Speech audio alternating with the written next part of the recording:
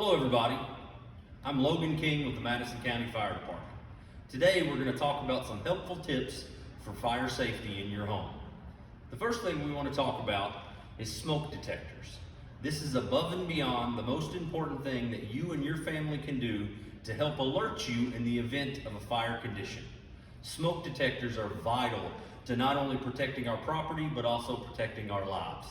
The key thing about smoke detectors is making sure that they are operable. This means checking them once a month and making sure that twice a year we are changing the batteries. This can be done as a routine every time you change the time on your clocks. So when you spring forward or fall back, remember to change the batteries in your smoke detector. The next thing we can do to help us as far as fire safety is concerned is to formulate a fire escape plan. This is something that every household should do and something that you should talk to your parents about to make sure that you have a fire escape plan in place. A good fire escape plan tells everyone in the house where they're supposed to go and what they're supposed to do in the event of a fire in your house. You should properly know where to go, whether that be a safe place in your backyard, your front yard, somewhere in particular that everybody knows exactly where they should be. This is important so that if a fire occurs, everybody is going to the same place. We need to make sure that we talk to our parents to make sure that we have a fire escape plan in place. And everybody practices this routinely to make sure that we are all doing the exact same thing. The next thing we're going to want to remember is the most important thing, that if a fire ever happens, we know exactly who to call. It's an easy number to remember. Everybody should already know it. But we're going to call 911 anytime we think there is an emergency at our house. What this does is allows people like myself and the Madison County Fire Department to be alerted and to be able to come to your house as quickly as possible.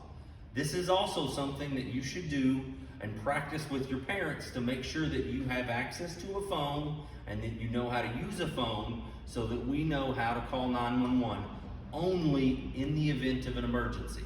This is not a number to be played with. This is not something we should do for fun, but we should know that in an emergency, how to call 911 and how to properly talk to the person that answers the phone on the other line. After we've called 911 in the event of a fire, we're going to make sure that we follow our fire escape plan and we try to get out of the house. We're going to do this by getting low to the floor and moving as quickly as we can outside of the house and to our safe place. We stay low as a reason of importance because hot air is up high and cool air is down low. So the lower we get, the better we're going to be so we can see where we're going and we can get out of the house as quickly as possible. But what do we do, Firefighter King, if our bedroom or we're in the upstairs or we're on the second floor? So something we can do if we're on the second floor is we're going to check the door to make sure that see if it's warm. If it is warm, we're going to put something underneath of the door to make sure that no hot smoke or fire comes into the room that we're in. We're going to then make sure all that's safe and protected.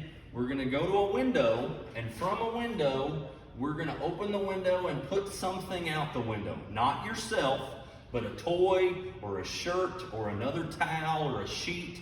And we're going to put that out the window so that when we, the firefighters, get there, we know exactly where you're at.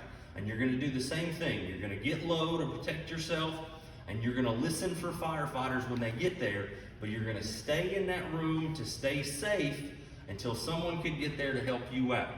So these are just a few important things we can do once the fire happens, but we're also going to remember once we get out or we get to a safe place, that's exactly where we stay.